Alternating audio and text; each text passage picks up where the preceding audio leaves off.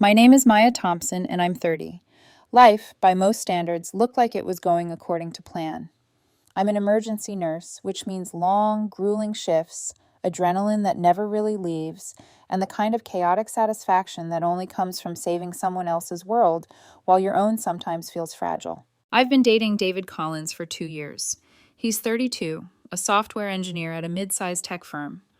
We don't live together, but our lives intertwine in a rhythm that feels stable. Dinners, weekend trips, shared plans. He's got his own apartment across town. I've got mine. He's successful, makes a good living, comfortable, but not extravagant. I've got student loans, a car payment, and savings I'm slowly building. Our lives balance in this delicate, predictable way. About 3 months ago, David mentioned that his ex-girlfriend, Madeline, was planning a trip to Las Vegas with a few friends. He described it casually, almost dismissively, showing me pictures of their hotel options. "Think it's too expensive, Shem?" he asked. I shrugged. "Looks fine. She's responsible." He smiled and left it at that. The week before Madeline's trip, we had dinner at a quiet Italian restaurant near my apartment. Nothing special, just a Tuesday night. David was in a good mood, talking about her plans, what shows she might see, how excited she was. Then came a comment I didn't think much of at the time, but should have. "You know, if I run short on cash out there, I might need to borrow some money." I blinked. "How much are you thinking?" "Maybe 1,000, maybe 1,500. Vegas can get expensive." I nodded. "That should be plenty if you're smart about it." She laughed. "Yeah, probably, but just in case." I didn't overthink it. Madeline had borrowed small amounts before, $50 here, 100 there, always repaid eventually. Worst case, I thought, I'd cover a few hundred if she asked. Thursday morning, she left. I waved from the airport and went back to my life, back to the controlled chaos of shifts and patients who depended on me. Thursday night, David texted me, sending a few snapshots from the plane. Friday, more photos, her lounging at the pool. Saturday, a selfie from a nightclub. Normal vacation updates, and I barely noticed them in the blur of work deadlines. Then, Sunday afternoon, at about 3 o'clock, it happened. I was at my apartment meal prepping, knife in hand, chopping chicken for the week, when my phone buzzed. A message from David. "Maya, I charged $5,000 on your credit card during my Vegas trip. Don't worry, you earn enough. I'll explain when I get back." I froze mid-cut, the knife hovering over the cutting board. What are you talking about?" I typed. My fingers trembled. "You don't have my card, David." "Use the numbers from the card photo you sent last month." "Not a big deal. You can afford it," he replied. Something icy settled in my stomach. "You stole my credit card information? $5,000? I typed, disbelief threading every word. "Stole is a strong word. We're in a relationship. What's yours is mine, right? Plus, you always say you want me to be happy. Bought bottles at the club, upgraded the room. We had an amazing time. You would have wanted me to have fun." I stared at my phone, heart racing. The voice in my head screamed that this was wrong. Every part of me knew it was. I didn't text back. My hands shook as I opened my banking app. There it was, a string of charges starting Friday morning. Gucci, excess nightclub, a spa, a steakhouse, Sephora.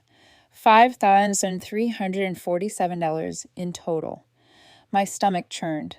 I screenshotted every transaction, my hands trembling so badly I had to set my phone down between shots. I called the credit card company, explained the situation, reported fraudulent charges. The representative froze the card and instructed me to file a police report. My mind whirled as I hung up. Next, the police. I drove to the station with all my evidence. Screenshots, texts, statements. 45 minutes later, I was signed in, officially reporting a felony. Maya Thompson, 30, nurse, filing a police report against her boyfriend's ex-girlfriend. I felt a numbness I couldn't shake. By early evening, David's phone started blowing up. Calls and texts from friends, from Madeline's family, all asking me to forgive, to drop the charges. It was a mistake. "She loves you. You're overreacting." I blocked them, one by one, shutting out their well-meaning chaos. I tried to focus on work, but nothing settled. Sleep came in shallow, fitful bursts, haunted by the image of her smiling, unaware of the store she had unleashed. By the end of the day, I realized something that had nothing to do with money. Trust, once broken, reshapes the world. The life I thought was secure suddenly felt fragile, and I had no idea if I'd ever feel normal again. Sunday afternoon turned into a blur of disbelief and icy dread. I sat on the edge of my kitchen counter, phone in hand, staring at the $5,347 in charges David's ex, Madeline, had made using my credit card. Every number, every purchase, a spa, a designer store, a nightclub, felt like a dagger aimed straight at my trust. I could still feel the knife in my hand from meal prepping, frozen midair, when I first read his text. The shock didn't just come from the money, it came from the audacity, the premeditation. She hadn't just borrowed a few $100s just in case. This was deliberate. I stared at the screen, heart hammering, mind racing. How could someone you trust, even tangentially, someone you barely knew now, betray you so completely? The first step was logical: protect myself and my finances. I called the credit card company again, voice tight. I explained the situation: identity theft, unauthorized use, fraud. Their representative listened calmly, walked me through freezing the card, and promised to issue a new one. Fraud investigation initiated. But logic didn't stop the turmoil inside me.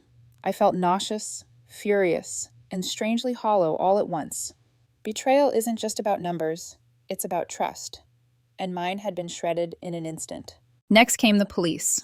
I drove to the station with my phone, screenshots, and a trembling resolve. Sitting across from the officer, recounting events, I watched as my calm exterior cracked in tiny fissures. The reality of filing a report against Madeline Collins, David's ex, settled like a lead weight on my chest. She took your credit card information without permission and used it for personal purchases? The officer asked. Yes, and I have text messages confirming it. He nodded gravely. That's credit card fraud and theft. Over $5,000 makes this a felony. We'll open a case. Las Vegas PD will need to speak with her, since that's where the charges occurred. I swallowed hard, the weight of the situation pressing in. My phone buzzed again, another message from David. Maya, why isn't your card working? I tried to buy champagne for the flight. I didn't reply. Not once. Not when he begged, not when he pleaded, not when his messages swung from panic to bargaining. I had to remain firm. This wasn't just about money, it was about accountability. By 8 p.m., I received a call from an unfamiliar number. Detective Morrison from Las Vegas Metropolitan Police. He explained that Madeline had been detained at the Cosmopolitan and admitted to using my card. Hearing the confirmation, I felt a cold wave of vindication mixed with a visceral discomfort. My world had shifted. Someone I barely knew was now a criminal in the eyes of the law, and part of me mourned the relationship David and I had trusted her to never disrupt. As if on cue, my phone exploded. Calls, texts, and messages from Madeline's friends, her family, each one pressuring me to forgive, to understand, to drop the charges. Their words were heavy with emotion, moralizing, guilt-tripping. You're seriously going to ruin her life over money? One text read. She loves you. She made a mistake. You can just let this go. I blocked them, every single one, shutting out the storm of emotional manipulation. In those moments, I realized betrayal isn't only what the betrayer does, it's what everyone around them demands of you in the aftermath. I sat in silence, heart hammering, phone buzzing with messages I refused to read. This is about boundaries, about justice, about trust. The next morning, I woke to 17 missed calls and nearly 40 texts, mostly from Madeline's circle, some from numbers I didn't recognize. I blocked them all. Notifications from unknown numbers went off again and again. I shut down my phone for a while, trying to focus on work, on something normal, on anything that felt like life before this avalanche hit. By mid-morning, Detective Morrison called again with updates. Madeline had posted bail, would be back in the city soon, and court dates were set. I listened, numb, letting the weight of responsibility and moral clarity press into me. In the quiet moments, I realized I couldn't let myself be manipulated. I couldn't let guilt or social pressure override my sense of right and wrong. This wasn't personal vendetta, it was accountability. Someone had stolen thousands from me, and someone had to face the consequences. That night, I sat on my balcony, phone in hand, watching the city lights blur in the rain. Vegas had become a distant stage of betrayal, but its echo remained in my chest. The knife of trust had cut deep, and the scar was only beginning to form. And in the silence, I promised myself I wouldn't flinch. I wouldn't forgive what hadn't earned forgiveness. The following morning, my phone buzzed relentlessly. News had traveled fast. Madeline had been arrested in Vegas. The reality of it made my chest tighten. Someone I barely knew, someone I'd once tolerated in David's life, was now facing criminal charges. I felt a mixture of vindication and unease. Part of me wanted to celebrate justice. Another part recoiled at the human cost. Detective Morrison's call outlined the next steps. Madeline would be charged with felony credit card fraud and theft. The DA would be in touch, and court dates were set. I was advised not to speak to her directly. Every instinct in me screamed to avoid confrontation, yet every ounce of my being wrestled with anger, betrayal, and guilt. Almost immediately, the social storm began. Friends of Madeline's, her sister Emily, her mother, and acquaintances I barely recognized all began reaching out. She made a mistake. You can just forgive her. Why ruin her life over money? The barrage was relentless. My phone buzzed nonstop, each message more manipulative than the last. I blocked them, one by one, my resolve hardening with every notification silenced. Their words tried to shape my guilt, but I knew what had been done, what I had seen in the screenshots, in the texts, in the charges. There was no just a mistake here. By Monday morning, the reality sank in. This wasn't just an emotional storm. It was legal. Madeline had posted bail, returned to the city, and a court appearance was imminent. I couldn't control how the world would perceive my actions, only how I would respond. Each day brought new challenges. Lawyers called, emails arrived, court notices stacked on my counter. I listened carefully, asked questions, and never wavered in my boundaries. The temptation to back down under social pressure was constant, but I reminded myself this wasn't about vengeance. It was about accountability. In quieter moments, I replayed the betrayal over and over. The text from Madeline, flippant, unapologetic, confident she could get away with it, haunted me. I remembered chopping chicken that Sunday, frozen with disbelief, hands trembling, as the world I knew cracked apart. And then the emotional tide turned slightly. Mutual friends of David began checking in. Messages of support, validation, and concern reached me, softening the isolation. Friends like Claire, someone I trusted implicitly, texted, "Maya, I heard about what happened. I know this must feel insane, but you did the right thing. Don't let anyone make you feel guilty for protecting yourself." Their words were small beacons in a sea of manipulation. They reminded me I wasn't alone, that my response was not only justified, but necessary. Despite the reassurance, the pressure didn't entirely lift. I still had to face Madeline in court, document everything, and prepare for a reality in which my actions would be scrutinized. Every decision became a careful negotiation between moral clarity and social expectation. One night, after another long shift, I sat alone in my apartment, city lights bleeding through the blinds. The quiet was both a comfort and a torment. I thought of the Vegas charges, the stolen money, the audacity. I thought of David, now caught between his ex's actions and his relationship with me. And I realized something essential.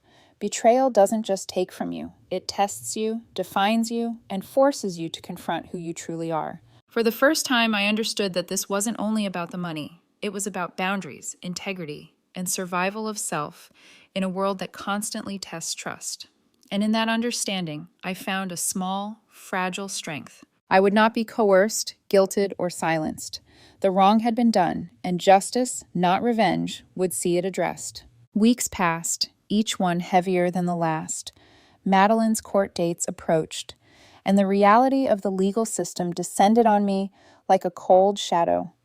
I found myself poring over emails from her lawyer, calls from Detective Morrison, and notices from the DA.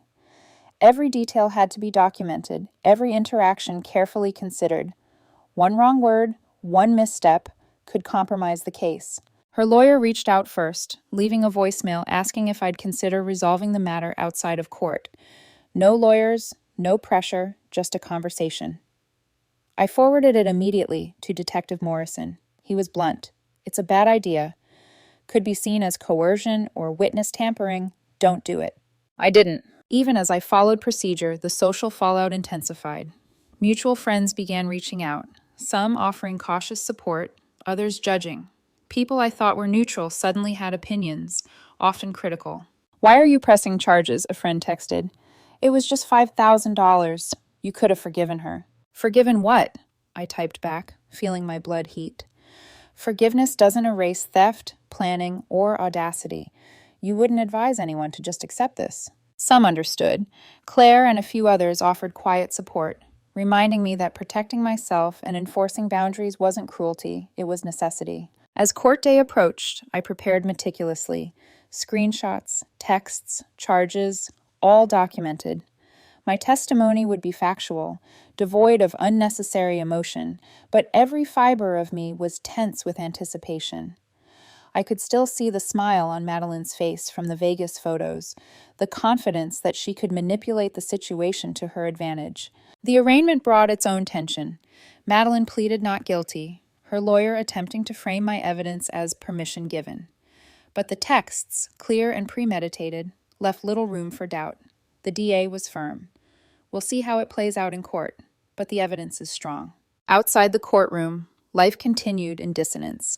Friends and family of Madeline tried repeatedly to contact me, to influence, to guilt trip. I blocked new numbers, ignored voicemails, and maintained my boundaries. At home, I wrestled with emotional fatigue. The betrayal had become a shadow over every small interaction, every quiet moment. I often sat on my balcony, the city lights bleeding through the blinds, thinking about trust, morality, and human fragility. And then came the plea offer. Madeline's lawyer forwarded it quietly. Plead guilty to a reduced charge, pay restitution plus court fees, 3 years probation, community service. No jail time, but a criminal record. Most people would accept, the note said. It was safer, less risky than trial. I didn't respond immediately. Instead, I let myself reflect. Justice doesn't always look like vengeance. Accountability can be quiet, but it must exist. The final weeks before court were tense. Madeline attempted contact again. Emails, messages, a subtle, "let's talk, no pressure." I forwarded everything to the DA. My resolve was tested constantly, but I held firm. Through it all, I began to notice something unexpected, my own growth. I was learning resilience, how to navigate moral ambiguity, and the strength required to protect oneself without succumbing to anger or fear. I was no longer just Maya, the nurse, the girlfriend. I was Maya, a woman capable of standing unwavering in the face of betrayal, of maintaining her integrity when pressured from every side. By mid-October, the DA confirmed Madeline had accepted the plea deal. She would pay restitution, court fees, and complete probation and community service.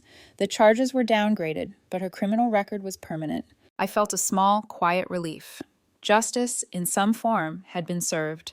The storm was not over. Social fallout and personal reflection remained, but the legal battle had reached its resolution. For the first time in weeks, I allowed myself to breathe, to feel that fragile sense of closure. The days after the plea deal were quiet, almost eerily so. Madeline's criminal record was set, restitution payments scheduled, probation assigned. The legal storm had passed, leaving behind the debris of trust and a faint sense of closure. I watched the first payment of $300 arrive through the court system. Small, methodical, predictable, a tangible sign that boundaries had been respected and wrongs, at least partially, corrected. It was a strange comfort, this tiny thread of order amid months of chaos. Life slowly began to return to a rhythm I recognized. Shifts at the hospital, long walks in the evening, quiet meals at my apartment. Yet I wasn't the same Maya. Every glance at my phone, every cautious interaction reminded me that trust could be shattered in a single moment, and that resilience was earned, not given. Then, unexpectedly, a new chapter began. A few weeks after the final court dates, I met Lucas, a young architect, at a coffee shop.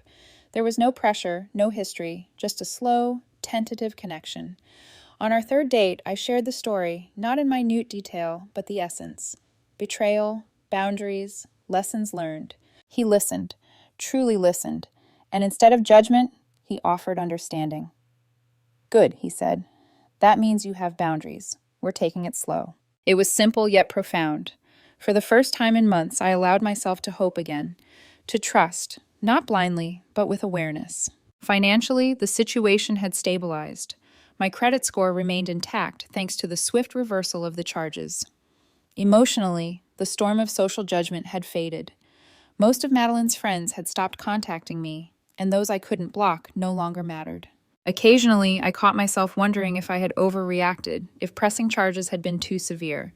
Then I remembered. Someone had stolen thousands from me, planned it deliberately, and only felt any remorse once the police intervened. Justice had been sought not out of vengeance, but necessity. I stopped second-guessing. Looking back, the experience had left deep scars, but also valuable lessons. I learned that integrity matters more than comfort, that boundaries are not negotiable, and that strength often emerges in the quiet aftermath of betrayal. Madeline's life had been changed irrevocably, and I felt no triumph in that fact, only clarity. She faced consequences for her actions. I had survived, learned, and grown. As I sipped coffee one morning, watching the sunrise bleed gold over the city skyline, I allowed myself a small, steady smile. The storm had passed. The wreckage remained, yes, but so did resilience. And perhaps, most importantly, so did the quiet possibility of something new, something honest, something real. I didn't know what the future held, but for the first time in a long while, I wasn't afraid to face it.